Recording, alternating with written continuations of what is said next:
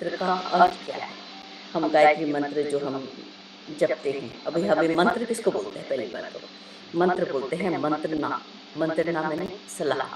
एक सलाह है, एक मंत्री होता है राजा का। जो मंत्री जितनी अच्छी सलाह देता है ना, वो राजा उतना अच्छा होता है। और राजा जो है उस मंत्री का कहना माने, तब राजा अच्छा होता है। वो कहना ही ना माने, मंत्री तो बोल रहा है लेकिन राजा सुनने को तैयार नहीं, समझने को तैयार नहीं, तो कैसा राजा होगा?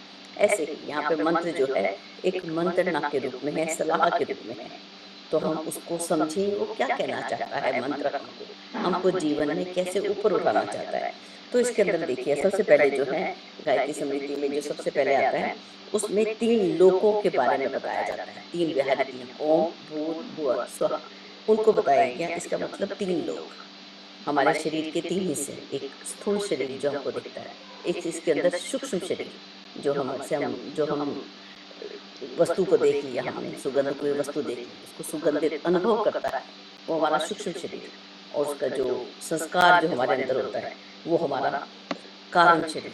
इस वस्तु का कारण क्या है, ये जन्म लेने का कारण क्या है? तो तीन चीज है, स्थूल सूक्ष्म और कारण। ये तीन लोक बताए गए। इन तीनों लोकों में कौन रहता है? इन तीनों लोकों में ओम व्याप्त है। ओम जो उस ब्रह्म को जानता है, उस ओम को जानता है, ओंकार को जानता है, वो ही ब्रह्म को जानता है। तो ये तीन लोकों के रूप में हम इसको समझने का प्रयास करें। भू शरीर है, भुव संसार है, स्व आत्मा, जीव, जगत और ब्रह्म। ये तीनों चीजों को भी ले सकते हैं। इस तीन के अलग अलग मीनिंग के रूप में हम इसको निकाल सकते हैं। इसका जो पहला जो अर्थ है, ओम तत्। तत्, ओम भूर्भुवः स्वः के बाद तत् सवितृ से शुरू होता है। तो तत् शब्द जो आता है वो किसके लिए आया? वो आया ब्राह्मणों के लिए। ब्राह्मणों के लिए कैसे आया? कि ब्राह्मणों से को ब्राह्मण किसको बोलते हैं? सबसे पहले तो ये देखना होगा कि जिसने अपने तपस्या कहाँ की? अपने वाणी से, अपने मन से, उसने अपने स्वाध्याय से अपने को विद्वान बनाया। जो विद्वान बना लेता है अपने आप को, उसको ब्राह्मण बोलते हैं। विद्वान है, उसके पास नॉलेज है, तपस्वी है, ऐसा व्यक्ति जो है जिसके अंदर ब्राह्मण तत्व है, कि वो उसके अंदर ऐसे गुण हैं जो ब्राह्मण में होने चाहिए। तो ये ब्राह्मण में जो गुण हैं उस पर हम और भी चर्चा करते रहेंगे। तो इसके ऊपर जो है, ऐसा व्यक्ति जिसने तपस्या की है, संयम किया है, तितिक्षा की है, त्याग किया है, उस व्यक्ति को ब्राह्मण बोला। उन लोगों से कुछ कहा, जो ऋषि हुए हमारे देश में, उन ऋषियों ने बोला कि ब्राह्मण आपको हम एक काम कर देते हैं। बोले क्या काम है? कि वो जो आपने अपना ज्ञान इकट्ठा किया, उसके द्वारा संसार में जो अज्ञान फैला हुआ है, अज्ञान से जो अंधकार आया हुआ है, उसको हटा दीजिए। ये एक जिम्मेवारी दी गई। और जिम्मेवारी हम किसको देते हैं? जो सुयोग्य बच्चा होता है। जो बच्चा कहना ना माने उसको कौन देता है?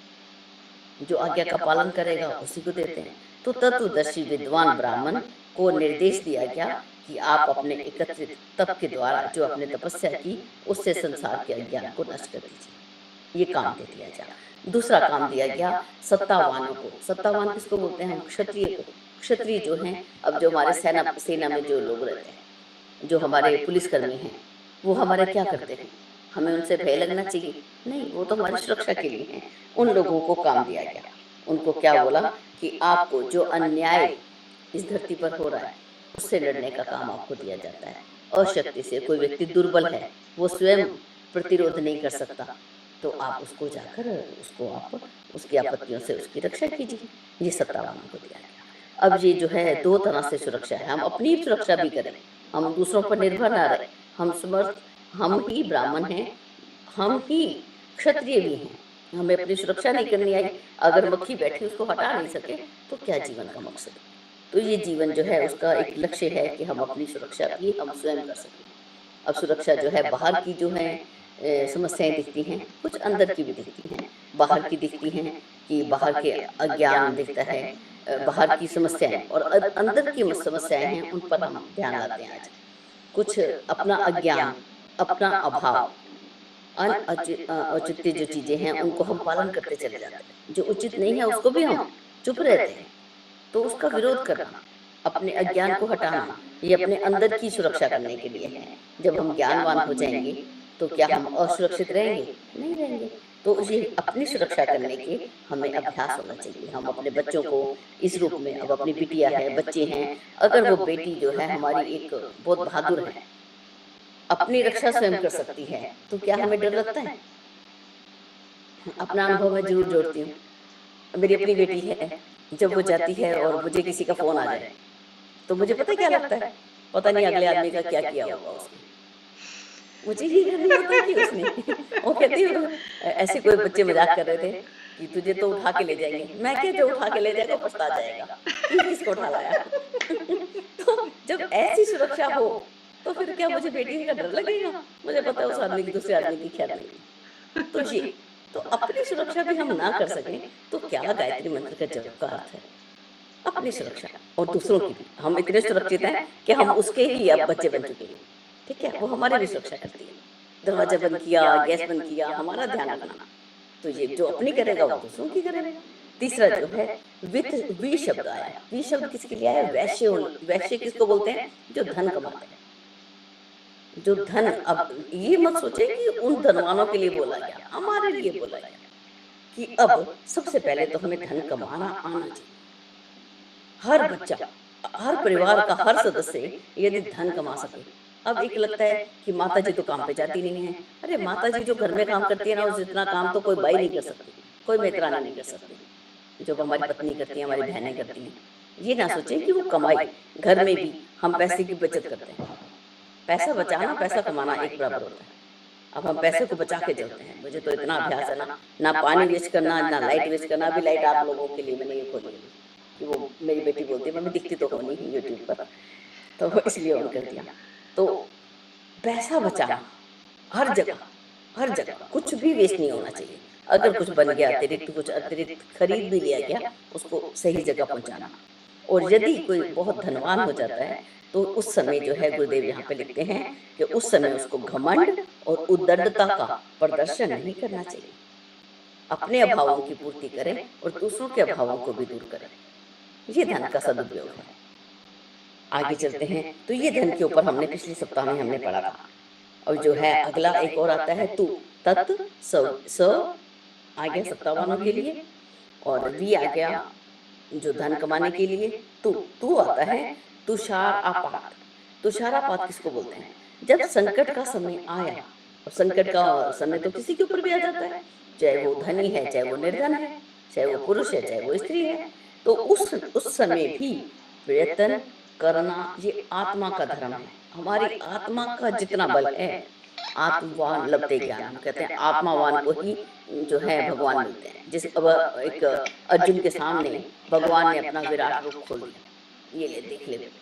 और अगर अर्जुन वहाँ वैसे कांपने लग गया, डर गया, और बंद करो बंद करो भगवान जी मुझे नीचे की, तो वो जब ऐसा अपने आप को इतना मजबूत बना ले कि जब भी ऐसी कोई वो आया, और वो संकट का समय तो नहीं था भगवान अर्जुन के पास, भगवान इतना दिव्य रूप लेके आए थे, लेकिन अपना समर्थ थे। तो फिर वहां पर ऋषियों को बोलना पड़ा कि अपना माला का जप करें, लेकिन साथ में फुटबॉल के मैदान में भी उतर चलें, आओ खेलें, अपने आप को मजबूत बनाएं। तुषारापात में भी प्रयत्न करना आत्मा का धर्म है। ऐसी आपत्ति में भी हम कोशिश करना ना छोड़ें। कोशिश करने वालों की हार नहीं होती, ये पक्की बात है। श्रम की महिमा और प्रतिष्ठा अपार है, ये हमने पीछे बात पढ़ा। जब संकट आया हमारी, तब भी परीक्षा है। किस रूप में? धैर्य की परीक्षा होती है हमारी, हमारे साहस की परीक्षा होती है, और हमारी प्रयत्न की परीक्षा होती है। हमने कितनी कोशिश की। भाई मैं फेल हो गया, कोई बात नहीं, दोबारा से प्रयत्न किया, तो हम क्या वापस असफल होंगे? नहीं। और जब वैभव आया तब भी हमारी परीक्षा होती है। तो हमारी उदारता की, हम कितने उदार हैं, हम कितने संयमशील हैं। क्योंकि जब वैभव आता है तब तो सब वस्तुएं उपलब्ध हैं। पहले खाने को होता ही नहीं था, तो व्रत हो ही गया। अब जब खाने को इतना कुछ है, अब हमने चुनना पड़ता है। आज के समय में यूट्यूब पर ये खाओ, ये ना खाओ, ये खाओ, ये ना खाओ, कितनी बातें आती हैं। तो हमारी परीक्षा है, हम अपने स्वास्थ्य को स्वस्थ रखने के लिए, अपने आप को स्वस्थ रखने के लिए क्या खाएं। संयम चाहिए उस समय, और नम्रता, हम नम्र हो, सरल हो, ये हमने पिछले सप्ताह में हमने देखा था। उसके बाद जो है वो शब्द आया, वो शब्द आया था। वो और रे, दो शब्द उन्होंने, जो ये ऋषि हैं, उन्होंने दोबारा से महिलाओं के लिए लिखा, क्योंकि महिलाएं है ना, ये अपने आप को भूल जाती, वो अपनी गरिमा को नहीं पहचानती, ठीक है, अपने आप को ऐसे पीछे रखेंगी कि हम तो महिलाएं हैं।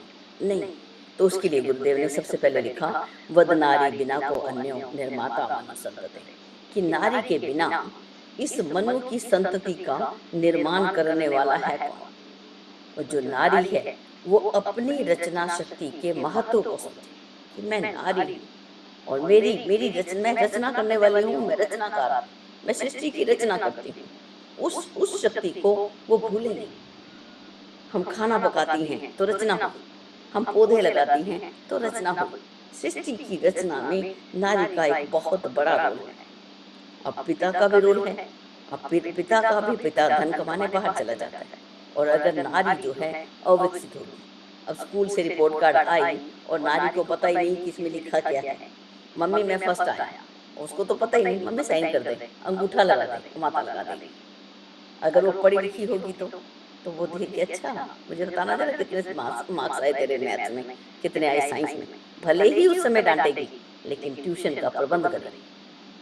अरे भले ही उस समय हम डर जाते हैं माँ मारेगी, कोई बात नहीं, खा लो मार, माँ की मार तो मिलती किसको है। डांटेगी तो सही, कहते हैं माँ मारती है, मारने नहीं देती। कोई दूसरा व्यक्ति माँ के सामने आके मार नहीं सकता मेरे बच्चे को, हाथ तो लगा। एक सामान्य पशु का, एक जानवर, किसी भी जानवर को ले लीजिए, गाय के बच्चे को ले लीजिए, उसको लेके जाइए, बछड़े को आप लेके दूर जाइए, एकदम आ जाती है सामने में।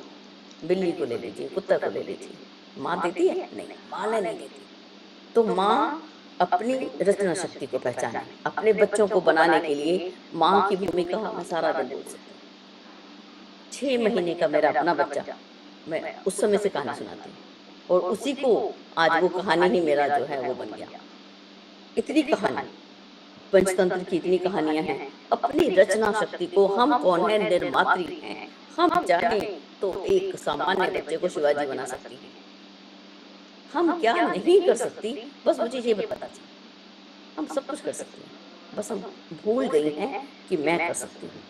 तो अगर इस यहाँ पे आचार्य जी ने लिखा कि मनुष्य जाति अगर चाहती है अपनी उन्नति करना, तो नारी को शारीरिक रूप से, वो फिजिकली स्वस्थ हो, उसका ध्यान रखा जाए। हम मोस्टली महिलाएं सबका ध्यान रखती हैं, लेकिन महिला से ये पूछ लेंगे, मम्मी खाना खाया, छुट्टी, उसने क्या खाया, इस बात को नहीं पूछते। हम, मैं भी ऐसे लापरवाह अपना, तो मैं अगर टाइम लूंगी तो पूरा समय निकल जाएगा। तो अभी मैंने अपने पति से बोलना शुरू किया कि आप मेरा ध्यान कीजिए। तो बोले, तेरा ध्यान मैं करूंगा या तुम मेरा करोगी? बोले नहीं, अब समय पलट गया, अब मुझे हल्का भोजन चाहिए होता है, कुछ सूप चाहिए होता है। मैं तो सबके लिए खाना बना के चली जाती हूँ, अब मेरे लिए खाना कम बना है, तो आप आके थोड़ा सा कुछ मेरे को हल्का सा सूप बना के रख दो। अच्छा चलो ठीक है, ऐसे कर लेते हैं। तो मेरे लिए सूप बना देते हैं। तो वो एक दूसरे का ध्यान करना, ये जो है, ये नारी को अपना ध्यान करना, उसका शारीरिक रूप से ध्यान करना, अपना कर सके वो बहुत अच्छा, नहीं तो परिवार के लोगों की जिम्मेवारी है बौद्धिक, वो उसका बौद्धिक विकास हो। अब बौद्धिक विकास के लिए उदाहरण दूं, तो जब हम अमेरिका आए तो हमें इंग्लिश नहीं आती थी खास, पढ़ा सकते थे, पढ़ सकते थे, active voice, passive voice, direct indirect, मैं बहुत अच्छे से पढ़ा सकती थी, और मैंने पढ़ाया भी है। और जब बोलने की बात आई तो सब कुछ पीछे रह गया, कुछ बोलना ही नहीं आता था, समझ ही नहीं आता था वो लोग क्या बोलते हैं। फिर अब बौद्धिक विकास किस तरीके से हुआ, यहाँ बच्चे ही काम करते हैं। उसने इंग्लिश मूवीज जितनी दिखा सकती थी वो दिखाई, इनको देखो, और एक एक बता बता के, जैसे हम पढ़ाते हैं ना, एक एक लाइन उसको स्टॉप करती वीडियो को, फिर बताती है ये कह रहा है, फिर चलाती। तो अगर माता पिता, अगर कोई भी बुद्धि रूप से कमजोर आ रहा है तो हमारी जिम्मेवारी है हम उसका विकास करें। अब यहाँ पर स्त्री और पुरुष की बात ना करें, हम सब ही स्त्रियां हैं, हम सब ही पुरुष हैं। शरीरी रूप से सभी के अंदर 60-40, 40-60 ऐसा कॉम्बिनेशन रहता है हर व्यक्ति के अंदर, वही शिव है, वही शक्ति है। तो पुरुष स्त्री का, स्त्री पुरुष का शारीरिक रूप से ध्यान रखे, बौद्धिक रूप से समाज के अंदर उसको लेके जाए, आर्थिक रूप से वो संपन्न बनाए, आत्मिक रूप से बड़ी मजबूत हो, जिसकी आत्मा बलशाली है ना, वो किसी से नहीं डरता। इस रूप से आगे उन्होंने बोला, रे शब्द आया था, गायत्री मंत्र का रे अर्थ क्या बोलता है, कि जो नारी है वो नर्मदा नदी के समान पवित्र है, वो क्लीन है, एकदम साफ है। सत्संग जैसा उसका संग होता है वैसा उस पर रंग आ जाता है। जैसे एक मणि के ऊपर आता है, एक मणि जो होती है वो तो बिल्कुल व्हाइट कलर की होती है, उस पर जो शेड पड़ता है वही शेड उसका दिखने लग जाता है। तो नारी तो मणि की तरह से है, तो वो शुद्ध है। उसकी उसकी संगति का वो, उसमें भी हम स्त्री और पुरुष से ऊपर उठे। अब पुरुष किसकी संगति में है, हम सबकी जिम्मेवारी है। पिताजी किससे मिलते हैं, माता जी किससे मिलती हैं, बच्चे किससे मिलते हैं, एक दूसरे का ध्यान रखना, एक दूसरे के ऊपर। ठीक है। आगे जो है नी शब्द आया था। नी शब्द आया था कि जो मनुष्य प्रकृति की आज्ञा अनुसार कदम रखते हैं वो हमेशा कैसे रहते हैं, वो निश्चय ही रोगों से मुक्त रहते हैं। अब प्रकृति की आज्ञा अनुसार, अब जैसे पक्षियों को आपने देखा है कभी 10 बजे तक सोए पड़े, या कोई जानवर को देखा है, पशु को देखा है, तो मनुष्य भी तो पशु ही था ना। वो आज अपने आप को बदल कैसे गया, उसको भी सुबह जल्दी उठना चाहिए, प्रकृति के अनुसार सायं हो गई तो अपना खाना पीना फिनिश करे और सो जाए। रात को हमने खुद देखा अपनी आंखों से कि रात को 10 बजे तो ऑर्डर हो रहा है होटल से खाना आने का, और 11 बजे खाया जा रहा है और तुरंत बिस्तर पे सोया जा रहा है। तो ये प्रकृति की आज्ञा के अनुसार हम काम कर रहे हैं? कदापि नहीं। प्रकृति के साथ तालमेल बिठाएं, जैसा सब नेचर में हो रहा है वैसा हम भी करें। ऋतु आती है तो ऋतुओं के साथ अपने आप को ही परिवर्तित करिए, चाहे ऐसा खाना, वैसा पीना, वैसा पहनना, सब बदलाव होता है। हम भी रात को जल्दी सोएं, सुबह जल्दी उठें, मनोरंजन, स्वच्छ जलवायु का सेवन। आज जब जलवायु की देखें तो ये गंदगी जो हमने वायु का प्रदूषण फैलाया, उसकी जिम्मेवार हम कौन है? हम ही हैं, हमने ही फैलाई है। अब यहाँ पर उदाहरण देती हूँ, अमेरिका में एक पत्ता नहीं जलाया जाता, एक पत्ते को भी नहीं जलाया जाता। और इतना फॉल, इस समय आप आ जाइए, मेरे पास बड़े बड़े 3 ड्रम हैं, 3 ड्रम पत्तों से भरे पड़े हैं। वो मंगलवार को आएंगे और वो सारे तीनों ड्रम ले जाएंगे। जब तक उन पत्तों को मैं संभाल के रखूंगी, 15 दिन बाद आती है गाड़ी, तो 15 दिन तक हम पत्तों को संभाल के रखते हैं। फिर वो ले जाकर उसकी खाद बनाते हैं और खाद फिर हमको ही बेचते हैं, वो हमें खरीदनी पड़ती है।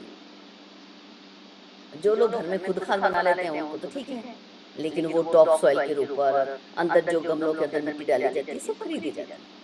जब ये विकसित देशों से, वैसे तो हम कहते हैं पाश्चात्य संस्कृति अच्छी नहीं है, हम इन लोगों से कुछ सीखने को हमारे पास कुछ नहीं है क्या?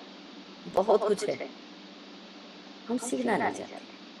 आज सारी धान को जो पीछे बचा सब जला दिया। दिवाली के दिन इतने पटाखे बजे कि आज दिल्ली की जब कल न्यूज देख रहे थे तो वो यहाँ पर सुबह फोग दिखता है इतना सुंदर। अभी आप देखिए तो नीला आकाश दिखता है, बिल्कुल नीला, गहरा नीले रंग का आकाश दिखता है। 20 उसका जो उसके नंबर बता रहे थे, रेटिंग यहाँ पे 20 है, 20 भी नहीं 12 13 है, और इंडिया में 400 के ऊपर आ रही है। तो बताना, हम गर्व करें, हमारा भारत की संस्कृति तो बड़ी महान है। हम स्वयं प्रकृति के आज्ञा अनुसार चल ही नहीं रहे। अब पेड़ पत्ते गिराते हैं वापस भोजन के लिए, उनको उसी खाद के रूप में वापस जाना चाहिए थे। क्या हम दे रहे हैं? नहीं। तो ये अपने मन को कुविचारों से हटाना, उपवास करना, फलाहार करना, जल मिट्टी का स्नान करना, ये प्रकृति के आज्ञा अनुसार अपने आप को रोग मुक्त करना। आगे जो है यह शब्द हमें बताता है कि हम दूसरों के साथ वैसा ही व्यवहार करें जैसा कि हम चाहते हैं। मैं चाहती हूँ। अब इसमें हमें बहुत बड़ी बात जो है हमें सीखने को मिलती है। अब हम जब एक बहू के रूप में होते हैं, विवाह करके परिवार में आते हैं, तो सासू माँ ने मेरे साथ कैसा व्यवहार किया था, परिवार के लोगों ने मेरे साथ कैसा व्यवहार किया था, वहाँ हमें ये नहीं कि हम उनकी निंदा करें, चुगली करें, नहीं, हमने सीख लेना है ऐसा व्यवहार मुझे करना है और ऐसा मुझे नहीं करना। दोनों चीजें हैं हमारे पास। कुछ बातें इतनी अच्छी होती हैं, मेरी सासू माँ तो इतनी, मैंने पिछली बार भी बताया था कि वो इतनी अच्छी थी, वो 1 मिनट भी, कितनी भी मानसिक रूप से कमजोर हो, लेकिन वो ना तो लाइट वेस्ट करती थी और रास्ते में कांच बीनती हुई चल पड़ती थी, कांटे भी बीन लेती थी। ये बात तो मुझे उठानी उठानी माँ की। कोई बात हो सकती है अच्छी भी नहीं लगती हो, ये मैंने नहीं पढ़ा अपने माँ बाप से भी। जो व्यवहार हम चाहते हैं मेरे साथ हो, मैं वैसा ही आगे को दूं, या मैं ऐसा बोलूं हमारे परिवार में तो ऐसा ही होता था, हम भी ऐसे ही करते हैं। ये परंपराएं नहीं बना ले हम लोग। अब परंपराओं की अपेक्षा विवेक को महत्व दें, और हम तो परंपराओं को ही बना लेते हैं। अभी मेरी बहू आई, अब अमेरिका में रहती है। अब बताना उसको मैं क्या बोलूं कि तू ये त्योहार में ये भोजन बनता था, हम भगवान को भोग लगाते थे। वो तो कहेगी मम्मा मेरे पास तो कहाँ टाइम है, और यहाँ खाने वाला कौन है। हमारे तो ऐसे खाने बनते थे, पूरा पूरे परिवार खाने वाले आ जाते थे, अड़ोसी पड़ोसियों को बांट के आते थे। यहाँ क्या करें भाई, तो उसको फिर क्या परंपरा देनी चाहिए। तो फिर मुझे अच्छा लगा, बेटा एक ही परंपरा मेरी अपना ले, रोज गीता का पाठ करना है नियमित। जिस दिन नहीं किया तो लगना आज मम्मी का कहना माना। परंपराएं बदल देते हैं ना थोड़ी सी। जो मेरी दादी सास ने मुझे दिया था, मैं अपनी बेटी को दे देती, बहू को दे देती। ठीक है, तो इस तरीके से हम अपने आप को वही व्यवहार करें जो हम अपने लिए चाहते हैं।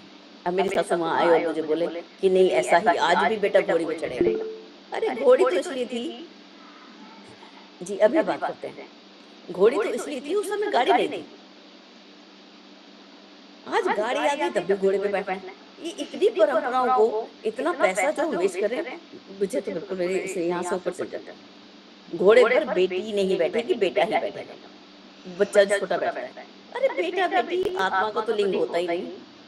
ये हम कौन सी मान्यताओं परंपराओं में पड़े हुए हैं। हर छोटी सी बच्ची रो रही है, मुझे घोड़ी पे बैठना है। अरे नहीं नहीं नहीं नहीं, हमारे में रीति रिवाज नहीं है। अरे भाई बदल दो ना रीति रिवाज। तो ये जो है व्यवहार वही, उसकी जगह अगर मैं होती, मैं ही मांग रही होती तो मेरी माँ मुझे नहीं देती, तो मैं माँ को एक्सपेक्ट करती, आदर करती, नहीं करती। मैं मांगती हूँ तब तो माँ तूने मुझे दिया नहीं, अब तू मांगेगी तो बदला ले। जब तक हम बच्चे को दूर दूर करते रहे, अब बच्चा आता है माँ के पास और बोलता है माँ भागा भागा गोदी में आना चाहता है, तो माँ क्या बोलती है, ये बोलती है अभी रुक, फोन पे बैठे, वो फेसबुक पे उंगलियां घुमा रही है, बच्चा खड़ा है नीचे। या अब ये एक और अपना ही उदाहरण है कि आप ऑफिस की बातें कर रहे हैं, माता पिता आ रहे हैं ऑफिस से और ऑफिस की चर्चा कर रहे हैं, बच्चा माँ माँ माँ करता है। अगर हम वहाँ पे होते हैं तो तुरंत रोकती हूँ, सब काम रोको, पहले उसकी बात सुनो। जब तुम उसकी बात सुनोगे वो तुम्हारी सुनेगी। तुम सुनने को तैयार नहीं और उम्मीद करते हो मेरी बात सुने, तुम कहना नहीं मानते। तुम मानते हो? अपने से पूछो, तुम मानते हो? मैं एक अपने आप को बोलिए, मैं एक आज्ञाकारी माँ हूँ। मेरी बेटी मुझे जो बोलती है ना मैं वो ही करती हूँ। आज उसने मुझे बोला लाइट खोल के बैठना, थोड़ा सा चेहरा सुधार लेना, जैसे होती वैसे बैठ जाती है क्लास में। तो मैं ढूंढ रही क्या पहनूं कैसे करूँ, मुझे कुछ समझ ही नहीं आता। तो मैं अपना अपना कुर्ता पहन के आ गई, ये तो खुश हो जाते। तो हम कहना माने ना बच्चों का, हम नहीं मानेंगे वो भी नहीं मानेंगे, ये निश्चित है। Life is give and take, खाली खाली टेक टेक नहीं हो सकती। लाइफ देने और लेने का नाम है। आगे जो है एक बहुत ही सुंदर, मानसिक उत्तेजनाओं को छोड़ दो, सभी अवस्थाओं में मन को शांत और संतुलित रखो। अब मन जो है संतुलित रहे, समत्व भाव में रहे। एक व्यक्ति को, एक सेठ जी थे, उनकी जो जहाज था पानी में डूब गया। तो बोले, न्यूज आ गई कि सेठ जी पानी में सारा माल डूब गया। बोले 5 किलो लड्डू बांट दो, बांट दिए गए। थोड़े दिन बाद वो जहाज मिल गया।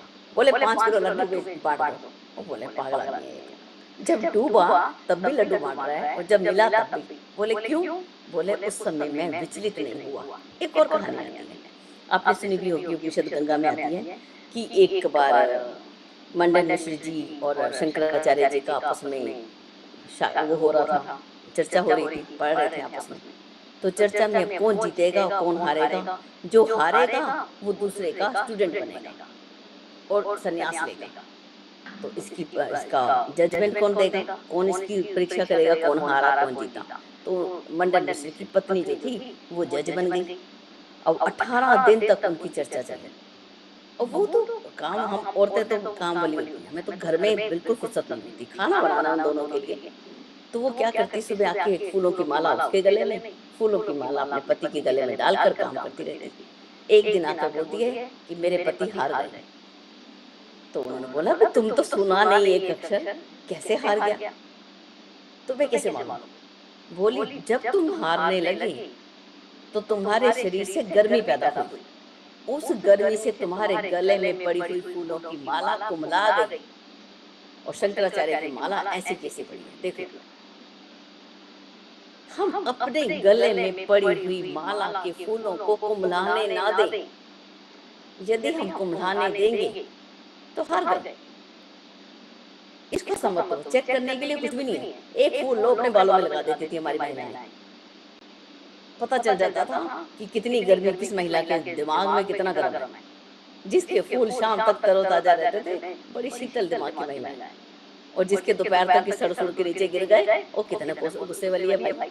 एक हमारे एक रीति रिवाज जो बने थे ना, उसके पीछे रीजन था। हमने उसको बस श्रृंगार का कारण बना लिया कि हम तो सुंदर लग रहे हैं।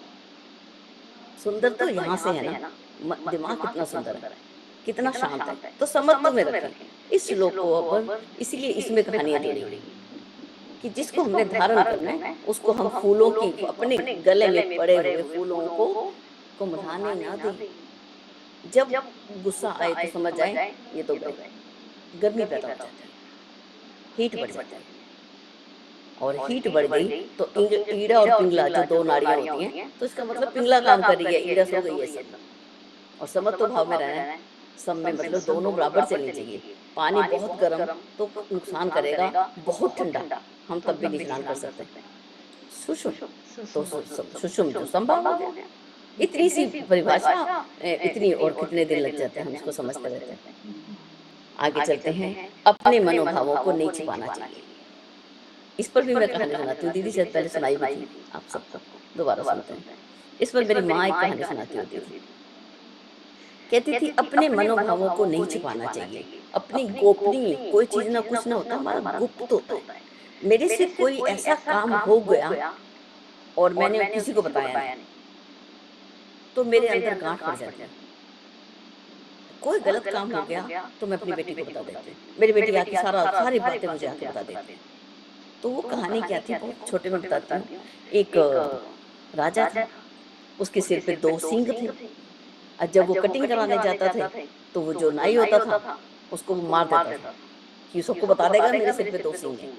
करते करते करते सारे नाई मर गए। अब क्या करे, लास्ट एक बचा। तो उसको बोला कि भाई अब मैं, तू मेरे बाल तो काट, लेकिन अब तू किसी को बताना मत, तब तो मैं तेरे को जीवन दान देता हूँ। कहता नहीं बताऊंगा। ठीक है। अब नाई के पेट में दर्द होने लगा। जब हम अपने मनोभावों को नहीं बताते, अपने अंदर छिपा के रख लेते हैं, तो पेट में गुड़गुड़ होती है। कहते हैं भगवान शिव को भी इसीलिए उनको नीलकंठ बोला गया कि उनको जब विष पिया, जब समाज का जहर पिया, कोई मनोभाव को पी लिया, वो ना वो पेट में लेके गए। अगर पेट में ले जाते ना तो पेट गुड़गुड़ करता, और ना ही उन्होंने उलट के किसी को बताया, तो उन्होंने कंठ में रख लिया। पहला तो ये तरीका है। अब हम इस कहानी की ओर वापस आते हैं। तो उसको रहा नहीं गया, जब पेट गुड़गुड़ करने लगा, वो तो नीलकंठ नहीं थे ना, तो वो जाके बांस के पेड़ के पास चले गए और बांस को जाके सुना के आ गए कि बांस ऐसा है, राजा के दोस्त। तो बांस तो बांसुरी बनाता, उस बांस ने इतनी बांसुरी बजा दी कि पूरे शहर को पता चल गया राजा के दोस्त को। हम किसको बताएं, बांस के आगे या उस व्यक्ति के आगे जो किसी को ना बताए। हम अपने मनोभावों को तो बताएं, अपनी गुप्त बातों को तो बताएं, लेकिन किसको? अपने गुरु के आगे जो मुझे रास्ता दिखाए।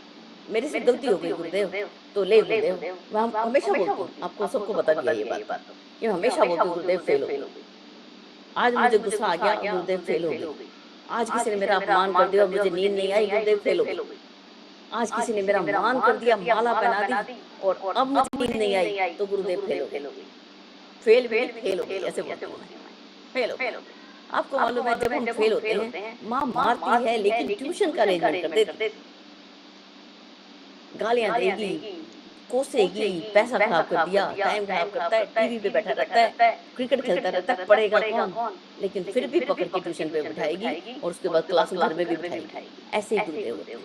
अपने मनोभाव को उसको बताना, अपने गुरु को, अपने अध्यापक को, उस व्यक्ति को जो एक तो तुम्हें सारी दुनिया को ना बता दे, एक तुम्हें जब कोई समय आए तो ऐसे बोले हाँ मुझे पता है तुम कैसे हो, ये शब्द भी ना बोले।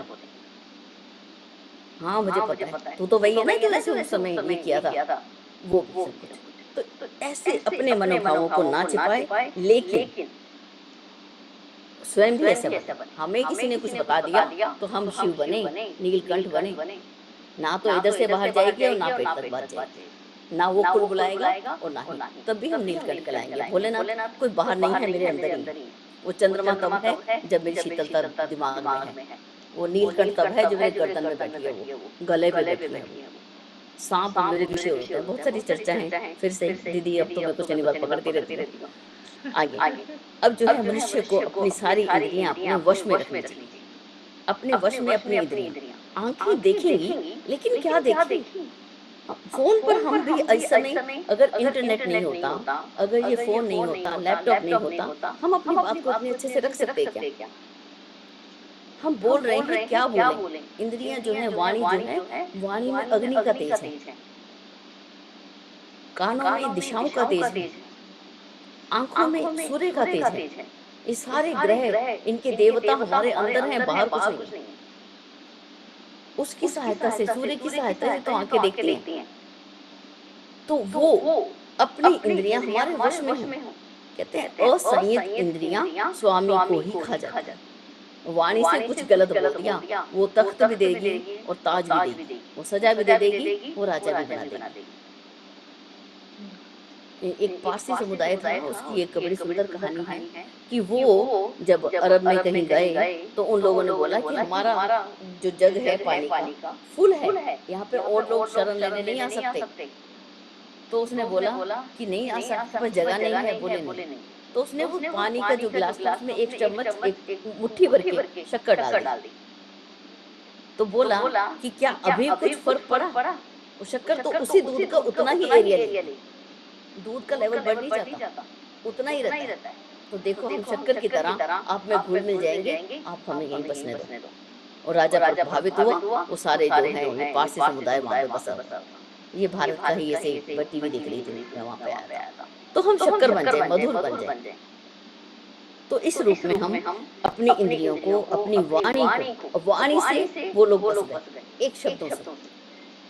ना तो शक्कर उठाई ना दूध उठाया, सिर्फ वाणी, शब्दों पे। शब्दों का इतना बड़ा कमाल है।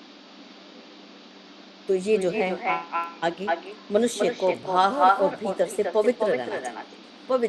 पवित्रता तभी होगी जब मन में विकार नहीं हो। जब मन विकारों से भरा हुआ है, दूसरों की निंदा उससे भरा हुआ है, तो कैसे पवित्र होता है अंदर और बाहर से। ये जो है इसको, क्योंकि पवित्रता में ही हम, किसी से घृणा नहीं होनी चाहिए, गंदगी को दूर करना, अंदर और बाहर। अंदर की पवित्रता, अंदर की मलिनता को हटाया, अंदर की बुराइयों को हटाया, और बाहर की, घर में चूहे घूम रहे हैं, घर में मक्खियां घूम रही हैं, कीड़े मकोड़े घूम रहे हैं, तो क्या हम पवित्र हैं? हमारी रसोई बड़ी पवित्र है, हाथ मत लगाना गेहूं को, प्याज को हाथ मत लगाना, वो घर में चूहे घूम रहे हैं, कभी भी नहीं। अब यहाँ पे मुझे तो एक चूहों से बहुत ही वो था, एक मुझे खुशबू आ जाती घर में कि घर में चूहा आया, एकदम मुझे पता चल जाता है। तो मैं उस हमारे घर में मुझे बिल्ली ही बोल देते हैं कि मैं ये आ गई मेरी बेटी, हमारे घर में बिल्ली और चूहे की खैर नहीं है, वो पकड़ा ही जाएगा बेचारा, कहीं नहीं जा सकता। पहले तो मैं क्या करती हूँ, पूरे घर को सराउंडिंग चेक करती हूँ, एक एक कोने को कि एंट्री कहाँ से हुई। और एंट्री हुई, दूसरा रीजन होता है हम खाना नीचे गिराते हैं, तब चूहे, बिल्ली, ये मक्खियाँ, खाना नीचे गिरने पर गंदगी फैलती है। खाना नीचे नहीं गिरना चाहिए कभी। रात को रसोई जरूर साफ करें, सुबह उठ के साफ। खाना बनाया तो रसोई तुरंत ही साफ हो जाए। खाना गिरेगा तो गंदगी फैलेगी, आसान सी बात है। और वो घर में, और एक और अभी चूहे की बात आई है तो एक और बात बता दूं, सबसे सरल तरीका। जब चूहा अगर ऊपर चढ़ जाए किसी जगह पे, टेबल पे चढ़ गया, रसोई में ऊपर चढ़ गया, इसका मतलब कि कोनों पर ना उसने बहुत सारा धन इकट्ठा कर लिया। धन मैंने कतरन, चूहे कागज इकट्ठे कर लेता है ना वो। जब धनवान होता है ना कोई व्यक्ति, तभी ऊपर जाता है। निर्बल के अंदर बल नहीं होता, वो सामने आके बात भी नहीं कहता। वो चूहा भी ऐसे होता है। वो जब धन इकट्ठा कर लेता है ना, तो कोने सफाई करो, एक एक कोने को साफ करो, कभी नहीं ऊपर चढ़ सकता। ये पंचतंत्र की कथाओं में ये कथा आई हुई है। ठीक है, पंचतंत्र मेरा बड़ा प्यारा विषय है, कभी अवसर मिलेगा तो जरूर पढ़ेंगे।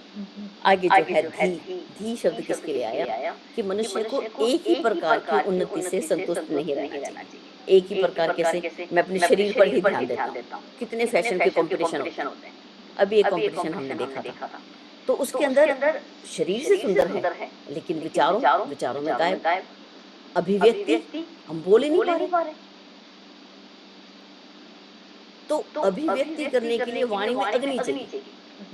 अभिव्यक्ति अभिव्यक्ति के लिए भी जो 12th फेल पिक्चर थी, मूवीज का भी एग्जांपल लेते हैं। उसके अंदर वो जो लड़के हैं मनोज जी, उनका प्रोग्राम देखा था। वो बोलते हैं मैं अकेले बैठ के कमरे को बंद कर लेता और अकेला बैठ के मैं बोलता रहता। इंदिरा गांधी का वो टेबल पे चढ़ जाती और खाली कमरे में बैठकर सबको लेक्चर दे रही होती। अभिव्यक्ति अभ्यास केवल एक उन्नति कि मैं सुंदर लगूं। केवल शरीर की सुंदरता से हम सुंदर नहीं हो सकते। नेल्स कर लिए, बाल कर लिए, फैशन कर लिया, हम सुंदर हो गए नहीं।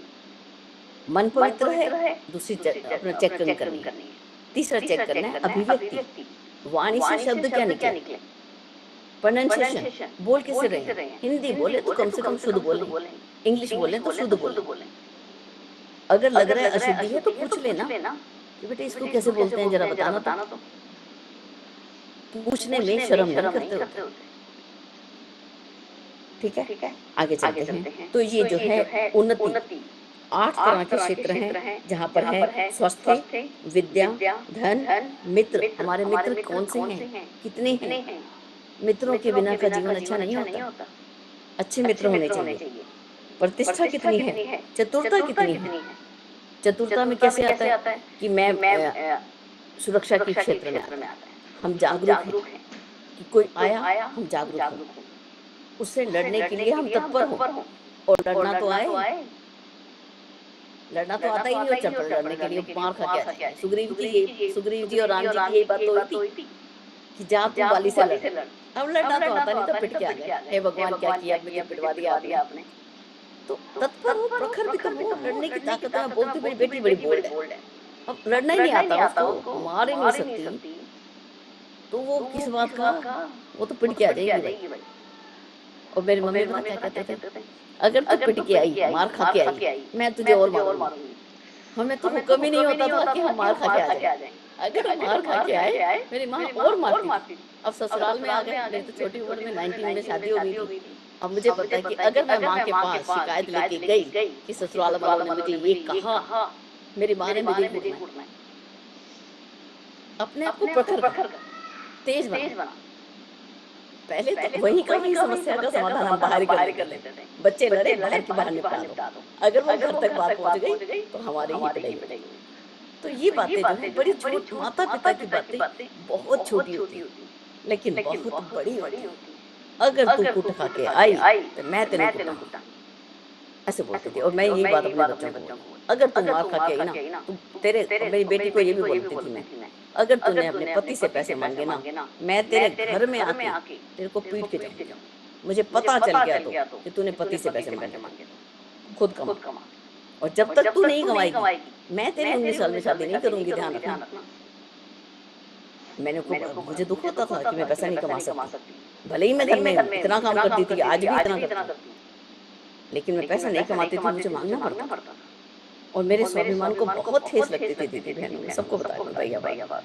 और अगर आप पति हैं तो पत्नियों को मांगना ना पड़े, इतना मेहरबानी कर देना मेरे ऊपर। पत्नी पैसा मांगे, शर्म की बात। दुख है, सुख है, जितना पैसा है, जितना है उसको बता दीजिए, मेरे पास इतना पैसा है, ये 20-25 रुपए जो तेरे को देने हैं सम्मान से उसको दे दीजिए, फेंक के नहीं, ये ले पैसे। माँ बाप के शब्द बड़े ही छोटे होते हैं, लेकिन बहुत बड़े होते हैं। मेरे अपने शब्द ये हैं, अगर तूने पति से पैसे मांगे मैं तुझे मारूंगा। और मेरी माँ के शब्द हैं, अगर तूने किसी से मार खाई, मार खाना ये तो हुआ, मारी तो खाई हमने जी, मुझे मांगना पड़ा। लेकिन इतना स्वाभिमान था, कभी कपड़ा नहीं मांगा, कभी गहना नहीं मांगा, कभी लिपस्टिक नहीं मांगी, कभी नहीं। उसी को कील से खोद के मैंने लगाई है। एक लिपस्टिक अगर मिल गई उसको खोद के लगाया। मेरे बच्चे इसके साक्षी हैं इस बात के। मम्मी मांगा नहीं करती थी। स्वाभिमान, बच्चों में स्वाभिमान माँ देती। माँ दूध नहीं है, पड़ोसी से मांग लो। ये कैसी बात हो गई? वो पड़ोसी ने तुम्हारे लिए खरीदा है क्या? पड़ोसी से चीनी लिया, पड़ोस में से चीनी मांग लो, दे देंगे बाद में। नो, कभी भी बिना चीनी के चाय पियो, बिना चीनी के दूध पियो। चलो, और फिर काम खाओ, तो पता चल जाएगा कि उसको समय से मान लेके आओगे और ध्यान से रहोगे, वेस्ट नहीं करोगे। कभी भी स्वाभिमान, देखिए स्वाभिमान के बिना जीवन बिल्कुल अच्छा सुंदर नहीं हो सकता, हम भले ही हम कितने पवित्र क्यों नहीं। स्वाभिमान, स्वावलंबन, हम पैसा नहीं मांगे किसी से, कमाए खुद। और आज जो हम लोन लेने की जो आदत बन गई है, मित्रों से लोन ले लेंगे। हमारे हमें अच्छे से याद है, हमारे जो मेरे पति और हम लोग साथ में जब जीवन चला रहे थे, दाम्पत्य जीवन चल रहा था, कभी भी टीवी किस्तों पे नहीं आया। कोई गाड़ी, साइकिल, कार, जो भी हमारे पास था, स्कूटर जो 2000 का आया, 4000 का आया, किस्तों पे कभी नहीं आया। आज किस्तों पे आता सब कुछ। अपने बजट के हिसाब से हम गुजारा करें, अनावश्यक हम बोझ में ना आए। तो सब मेरे को मुझे बताते रहना, क्योंकि मेरा तो ऐसा है कि ये चलता ही रहेगा। आगे किसी का अंध अनुसरण ना करें, कि अंध अनुसरण क्या, हमारे पिताजी तो ये करते थे, हम भी वही करेंगे। तो ये बातें जो हैं वो थोड़ी अजीब हैं कि नहीं, अंध अनुसरण नहीं, आज के समय के अनुकूल हम काम करें। अब मेरे माता जी ये करती थी, उस समय फोन का युग था, फोन उठाती थी। आज इंटरनेट का युग है, मैं लैपटॉप उठाती हूँ, इंटरनेट को उठाती हूँ। समय बदला, स्थिति बदली। नहीं नहीं, मुझे तो आज भी वही फोन चाहिए, मेरी माता जी उठाती थी, तो हमें तो कोई बुद्धि गई। तो अंध अनुकरण ना करें, ये यहाँ पे लिखा कि हित का ध्यान रखते हुए देश का, काल का, प्रथाओं का, परंपराओं को हम बदलते चले। अगर हम नहीं बदलेंगे, ये नई पीढ़ी कभी नहीं मानेगी। हम लोग एक व्रत करते हैं, आपको पता है, कोई का व्रत और कोई माता का व्रत दिवाली से पहले आता है, 8 दिन पहले। तो 8 दिन पहले जब व्रत आता था, तो हम उसमें कुछ वो करते थे, होई होई होई, दे मेरा टिकड़ा ते डोई डोई डोई, ऐसे बोला करते। मेरे बच्चे ने एक दिन मेरे से कह दिया कि मम्मी ये तू जो करती है ना, ये अगली पीढ़ी नहीं करने वाली। तो उसी दिन से वो परंपरा को वहीं छोड़ दिया, उसी दिन से। उसने सही तो बोला कि मम्मी ये तू कर रही है ना, ये अगली पीढ़ी नहीं उठाने वाली, बदल दे इस परंपरा को, अपने आप से, अपनी इज्जत से बदल दे। नहीं तो कल को बोलेगी बच्चे क्या नहीं मानते। खुद ही बदल, प्रथाओं को, परंपराओं को बदल दिया साहब। तो ये जो है, अपने धर्म को आचरण में लाओ। ठीक है दीदी, यहीं तक रख लें, 15 मिनट प्रश्न उत्तर ले लेते हैं। तो आगे 2-3 रह गए, तो अगली बार के लिए कुछ तो होमवर्क पड़ा रहे हमारे पास। आगे हम हैं 20 नंबर प्रश्न, ठीक है, रिवीजन करते हुए हम फिर ले। जय गुरुदेव, सभी को प्रणाम। ऐसा लगता है बस सुनते ही रहे, खत्म हो गया। चलिए, बहुत आपका, मैं कोई शब्द नहीं है मेरे पास बोलने के लिए, और सभी बहुत ही शांत से सुन रहे हैं आपको, जो जुड़े वो नहीं निकल रहे हैं। तो किन्हीं का कोई प्रश्न बनता है अभी तक में, जो भी शब्द गायत्री मंत्र के एक अक्षर को दीदी ने जो लिया, धी मही तक हुआ ना दीदी? जी दीदी, अब कहीं भी ले लीजिए, धी तक ले लिया। हाँ, धी तक हुआ जी। तो धियो, यहाँ धियो तक का यो, धी तक लिया। हाँ, किन्हीं का कोई प्रश्न बनता है और कुछ स्पष्टीकरण चाहिए, या कुछ जो समझ में आया आपको, आपके जीवन में जो उतरा, आप वो भी बता सकते हैं जी। और जब तक आपको क्वेश्चन जो आता अच्छा है, लगा वो चीज। हम एक पेरेंटिंग में कोई क्वेश्चन आता है बच्चों से संबंधित, हम बच्चों को कैसे अच्छा बनाएं, बच्चों से हम कैसे संबंध स्थापित करें। अब हमारी जो है मित्रता का भाव हो, मेरा बच्चे मेरे मित्र हैं, जब मित्र होंगे तभी हमारे संबंध अच्छे होंगे। तो ऐसा पेरेंटिंग को लेकर भी कोई क्वेश्चन हो तो हम कर सकते हैं। जी जी माँ, प्रणाम सभी को। बहुत अच्छा प्रणाम लगा दीदी, आज आप जो व्याख्या कर रही हैं, तो ये व्याख्या सुनी तो थी पहले, लेकिन इतने ध्यान से नहीं सुन पाए थे। आज भी जैसे ही हम खाली हुए, इससे पहले हम गुरुदेव का विचार प्रवाह सुन रहे थे, तो वो भी बहुत प्रेरणादायक था। और आज जब इधर आए, हमने कहा अरे निकल गया आधा घंटा, लेकिन दीदी क्या बता रही हैं, तो सुन करके आत्मसात कर लेते हैं अपने आप में। आलम्बन, स्वावलंबन, अभी आप जो भी कुछ बता रही थी मुझसे और स्वाभिमान वगैरह, तो सभी चीजें बहुत अच्छी हैं। और मैं बताती तो रहती हूँ बच्चों को, मेरे सामने घर में जितने भी आए, मैं कहती हूँ देखो ये सूर्य भेदी प्राणायाम करो, जुकाम खांसी तक ठीक हो जाएगा, कर करके बताती हूँ। लेकिन कुछ बच्चे ऐसे हैं, वो प्रैक्टिस तो करते हैं, भूल जाते हैं। कुछ बच्चे ऐसे हैं जो कनखी से देखते हैं, जैसे कि हम देख नहीं रहे इनको, लेकिन हम सीख लेंगे। तो फिर भी मैं चालू रखती हूँ कि हाँ भाई चलो ठीक है ठीक है, और जितना भी मैं सीख पाती हूँ मैं बांटती हूँ। और जो आप बताती हैं दीदी, मैं आजकल बहुत कम दे पा रही हूँ। कई बार मेरे को ध्यान में आया, किरण दीदी सोचती होंगी पहले तो ऐसी पागल थी कि बताती थी कि यहाँ से पढ़ना है, यहाँ से छूट गया। अब मैं थोड़ा सा दिमाग से कमजोर सी महसूस करती हूँ, लेकिन मैं कहती हूँ कि नहीं मैं ठीक हूँ, मैं चल रही हूँ, चलूंगी। तो इसलिए मेरे जुड़ने में भी देर हो जा रही है और मुझे बहुत अच्छा कोई बात लगता है। नहीं। ये प्रदर्शन से तो मेरे को जीवन नया मिला। जय जय थैंक यू दी। हाँ जय गुरुदेव दीदी, बहुत सुंदर माँ। ये योग में डेली जुड़ती हैं और कहती है कि मैं भूल जाती हूँ, आप एकदम टाइम से जुड़ती हैं। ललितेश्वर भैया का है हैंड रेज। जी बोले भैया, प्रणाम, स्वागत है। जी जी, सभी को सबसे पहले मेरा शाही प्रणाम। और जितने भी कनिष्ठ हैं हमारे उन सबको ढेर सारा आशीर्वाद। खासकर किरण जी को मेरा बहुत बहुत नम्र निवेदन के साथ प्रणाम।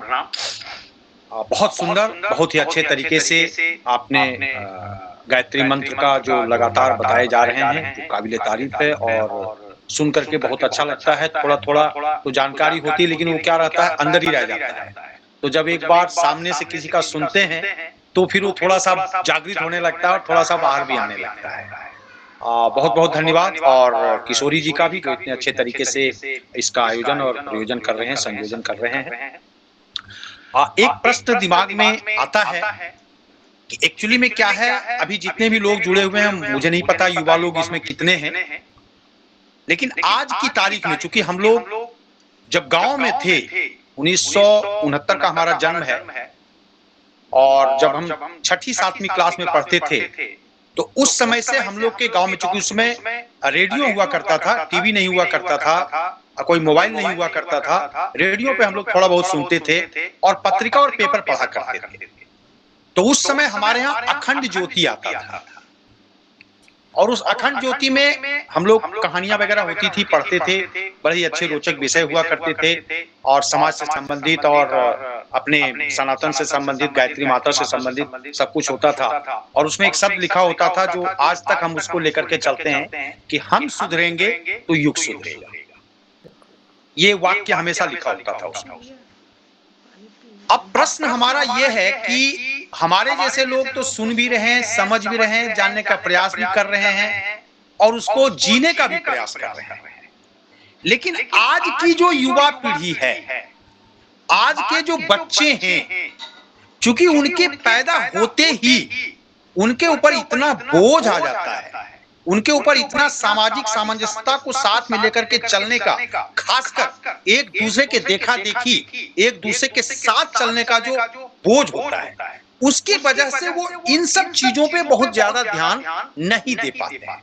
तो एक बार जब भी कभी सेशन होगी आगे ये पूरा होने के बाद, तो थोड़ा सा इस पे भी अपना विचार दें या संक्षेप में अगर कुछ बता पाएं कि हम बच्चों को कैसे इसके प्रति आकर्षित करें, कैसे युवाओं को इसके प्रति आकर्षित करके उनके मन में भी इन सब चीजों को डालने का प्रयास करें, वो कैसे किया जाए। बहुत बहुत धन्यवाद, बहुत बहुत आभार। जी धन्यवाद भैया, आपने बहुत अच्छा प्रश्न उठाया। जी दीदी। जी, जो आज के युग के अनुकूल ही ये प्रश्न है। तो आचरण से, सबसे पहला तो हम आचरण से दे सकते हैं। दूसरा, जैसे हम अपना बोलें कि 6 महीने की बेटी, तब हम उसको कहानी सुनाते थे। गर्भ में ही जब बच्चे थे तब हम गीता का पाठ करते थे, रामायण का पाठ भी हमने किया है। उसके भी बच्चों के संस्कार आए। दूसरा, हमारे घर में एक और स्टोरी रीडिंग की बहुत, जब बच्चे पढ़ने लगे तो स्टोरीज की बुक उनको ला के दी। मोस्टली हम क्या करते हैं, बच्चे कॉमिक पढ़ते हैं, उनसे छीन लेते हैं, अरे नहीं पढ़ना, हटा इसको, सिलेबस की किताबें पढ़ो। उसकी रीडिंग की हैबिट अगर बन गई फिर तो कुछ भी उठा के पढ़ेगा। एक रीडिंग हैबिट बनाना ना, आज के समय में रीडर्स कम होते जा रहे हैं और टीवी पे देखना सबको आसान लगता है, लेकिन स्वयं पढ़ना मुश्किल लगता है। पुस्तकों से दोस्ती हो जाए ना तो आपको, हमको किसी को उपदेश देने ना पड़ना, बच्चे पढ़ने लगे, सब लोग पढ़ने लगे। तो आगे और भी चर्चा करेंगे भैया इसी से संदर्भ में। जी जी जी, बहुत बहुत धन्यवाद। सौरभ, वो भी दीदी आप ही के आसपास के हैं, खुद बताएंगे। सौरभ बोलिए। जी दीदी नमस्कार। आपको बहुत देर से सुन रहा था, अच्छा लगा। और कुछ चीज़ें जो है जीवन में डालना भी चाहिए। और सबसे बड़ा रिस्पॉन्सिबिलिटी जो होता है वो माता पिता का होता है। जब तक कि माता पिता अपने बच्चे को संस्कार नहीं देंगे, कुछ सिखाएंगे नहीं, कुछ उनको गाइडेंस नहीं करेंगे, तब तक बच्चा आगे नहीं बढ़ सकता है। स्कूल में बहुत सारे पढ़ाई होते हैं, बहुत सारे सब्जेक्ट हैं, लेकिन ये जो आप जो आज बताई और बहुत सारे कहानी आपने जो बताया वो घर से ही मिलता है और आप जैसे लोगों से ही मिलता है। जी दीदी, थैंक मैं यू। भी इधर ही हूँ, यूएसए में, इलिनॉय स्टेट में ब्लूमिंगटन में मैं हूँ। और शिकागो। मैं सॉफ्टवेयर कंपनी में काम करता हूँ। ठीक है। जी तो बिल्कुल हमारे से ज़्यादा दूर नहीं है, 3-4 घंटे दूर हैं हमारे से। हम लोग ओहायो में हैं और 3-4 घंटे का ड्राइव है, 5 घंटे होगा मैक्सिमम बस। जी जी जी जी, बहुत अच्छा ठीक है, लगा कभी हो लगा तो अवसर मिले तो आना हमारे पास। जी जरूर जरूर। जरूर। एड्रेस भेज दूंगी। हाँ, हाँ, इनके पास जरूर जाना, आशीर्वाद लेने जरूर जाना। बहुत बहुत अच्छा भाग्यशाली लगा। हैं सौरभ भैया, बहुत भाग्यशाली हैं जो आप किरण दीदी से मिलेंगे, उनको चरण स्पर्श करेंगे, उनसे बातें ओ भाई करेंगे, बहुत अच्छा लगेगा।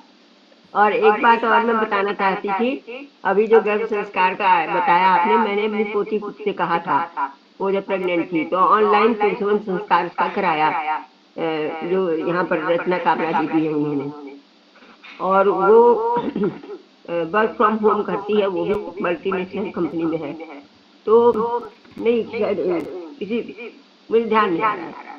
तो उसकी जब बेटी पैदा हुई वहाँ बरेली आई, तो एक दिन वो हनुमान चालीसा पढ़ रही थी, तो मैंने कहा हनुमान चालीसा पढ़ रही है दादी, मुझे लोरी वगैरह तो कुछ आती नहीं, गाना मुझे सुनना तो बहुत अच्छा लगता है, याद नहीं है, मैं तो हनुमान चालीसा पढ़ती हूँ। मैं बड़ी खुश हुई, मैंने कहा चलो बड़े अच्छे संस्कार जा रहे हैं, और ऐसे ही लगी रहो बेटा, ऐसी पढ़ाती रहो तो सब अच्छी हो जाएगी। तो मैंने कहा मैं बताऊंगी, अब मेरी बहू के जब होगा तो मैं उसका भी कंसर्न करवाऊंगी संस्कार।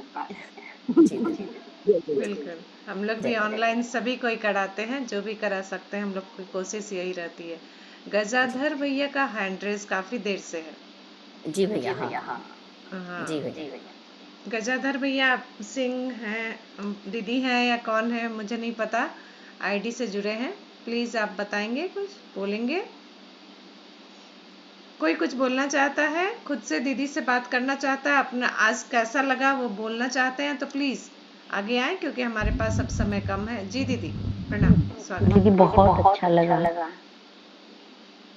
अभी मैं आज कई दिनों से जुड़ी हूँ, लेकिन मेरे अंदर में ये रहता था कि मेरी क्लास मिस हो रही है आप वाली, और आज बहुत अच्छा लगा दीदी अंदर से, और कुछ ज्ञान भी अपने में आया कि हाँ बच्चों को इस तरह से हमें हैंडल करना चाहिए, और ये भी उत्सुकता पूर्वक इस चीज में आगे बढ़ाना चाहिए, कहानियों में, और गायत्री मंत्र हमें किस तरह से अपने बच्चों की परवरिश करनी चाहिए, थोड़ा मुझे भी आज आइडिया आया आपके इस सेशन से। आपका बहुत बहुत धन्यवाद। थैंक यू दी। अब जैसे हम बोल रहे थे कि आचरण से, अब जैसे माँ मांग के लाएगी तो बच्चे भी मांगने में उनको सहज लगेगा कि माँ भी तो मांगती थी, और जब हम लोग नहीं मांगते। मेरी मम्मी तो, मैं इतने कठिन थे ना इस मामले में, अगर वो बहू से बोल देती थी ना कि बेटा नमक देना, और वो नहीं देती, भूल गई, अगली बार मेरी माँ उससे मांगा ही नहीं करती थी। मालूम, इतनी कठिन, इतने सख्त थे मेरे मम्मी। अपना नमक लेके बैठती थी, अगर नहीं होता था तो बिना नमक के रोटी खा लेती थी, मांगा नहीं करती थी, अपनी बहू से नहीं मांगा करती थी। तो मैं तो उसको जिद्दी बोलती हूँ, बहुत जिद्दी थी मेरी मम्मी। क्या फर्क पड़ता है, दोबारा बोल दो। लेकिन स्वाभिमान इतना ज्यादा था उनका, वो हमें, हम सब में दिखता है वो, कि हम कोई बहन भाई जल्दी से नहीं मांगा करते, नहीं, माँ ऐसी थी हमारी। तो आचरण से जो शिक्षा दी जाती है ना भैया, वो तुम पढ़ा कर नहीं दे सकते। तो अब बच्चे को माँ खुद देवरानी के घर से बोलते हैं ना कि देवरानी की रसोई में गई, वहां से कुछ खाना उठा के लिए, अरे कुछ फर्क नहीं पड़ता, खा लो, करते हैं ना।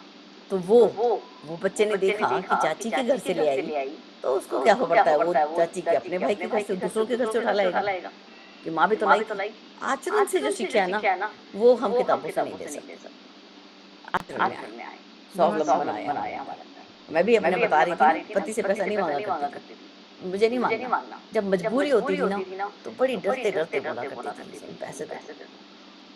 ओफ वो दिन मेरे लिए बड़ा कठिन होता था। कोई मांगने आता था ना, जो हमारे घर मांगने आते थे, उनको कभी खाली नहीं भेजा करती थी। रीजन कि मांगने के लिए ना बड़ा दम चाहिए। दम से। बेचारा मांगने आया ना तो जरूर मुसीबत में होगा।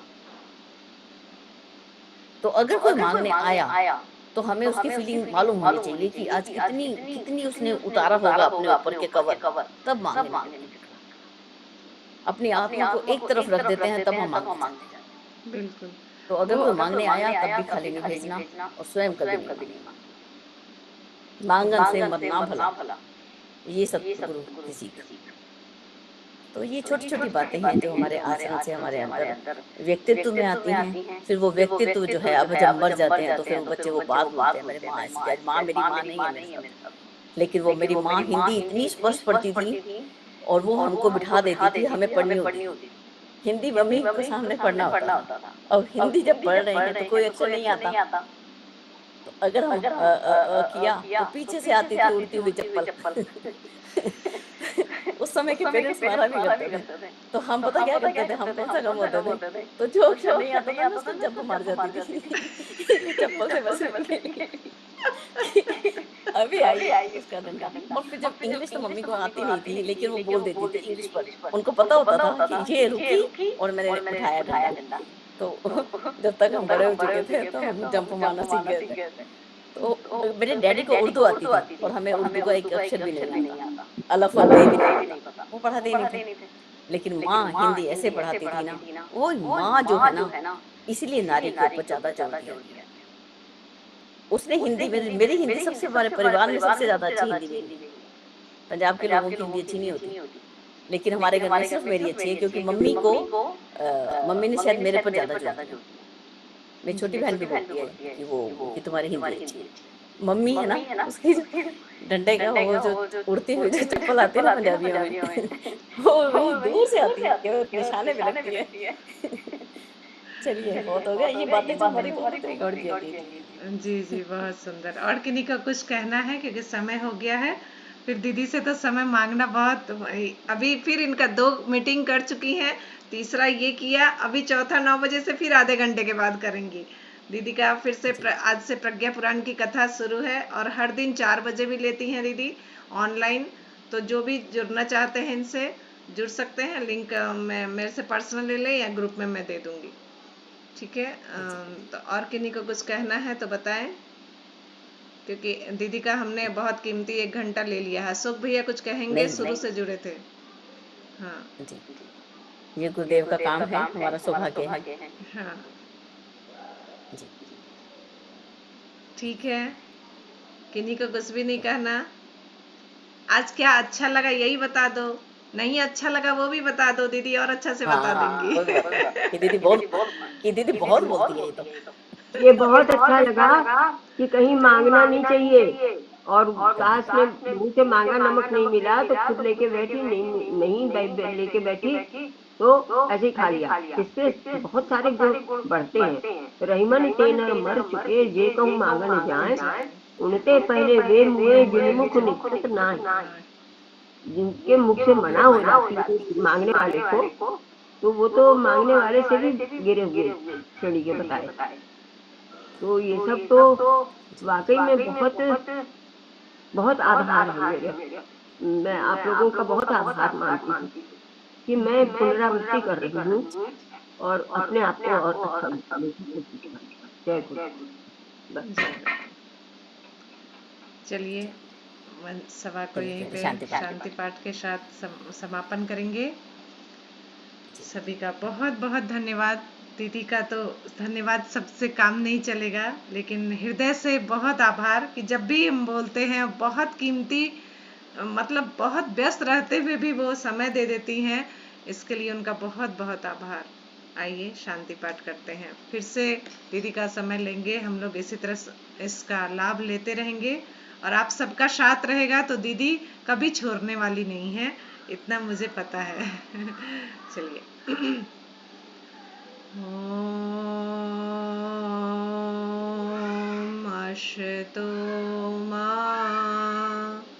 सद्गमय तमसो मा ज्योतिर्गमय मृत्योर्मा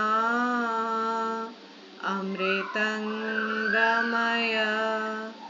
ओम शांति शांति शान्तिः। सर्वारिष्टः सुशान्तिर्भवतु।